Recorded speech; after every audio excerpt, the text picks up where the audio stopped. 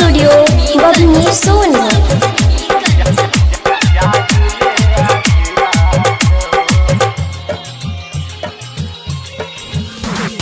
काये कबूतर कब कबूतर कब होई प्यार के शुरुआत हो। हमरा के ऐसे नहीं सताव कला न तू मुलाकात हो। काये कबूतर कब कबूतर कब होई प्यार के शुरुआत हो।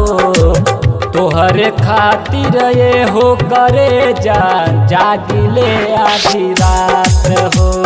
तोहरे चलते ये हो करे जागिले आधी रात हो। तोहरे चलते ये हो करे जागिले आधी रात।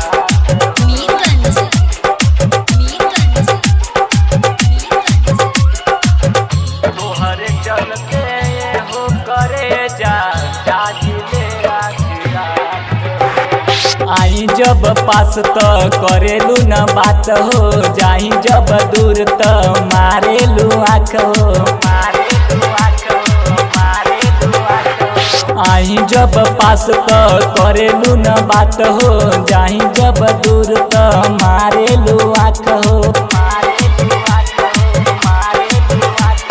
कहिया तू बनबू हमार हो। तोहरे खातिर ये हो करे जागिले आधी रात हो। तोहरे चलते ये हो करे जागिले आधी रात हो।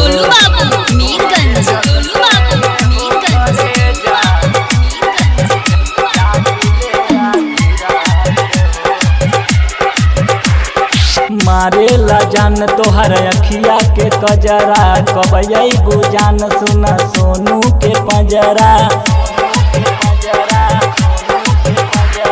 मारेला जान तोहर अखिया के कजरा कब अइबू जान सुना सोनू के पंजरा। दीवाना कबले करी इंतजार हो। तोहरे खातिर ये हो करे जागिले आधी रात हो। तोहरे खातिर ये हो करे जागिले आधी रात हो। काये कबूतर कब कबूतर कब होई प्यार के शुरुआत हो। हमरा के ऐसे नहीं सताव कला न तू मुलाकात हो। काये कबूतर कब कबूतर कब होई प्यार के शुरुआत हो। तोहरे खातिर ये हो करे जागिले आधी रात हो।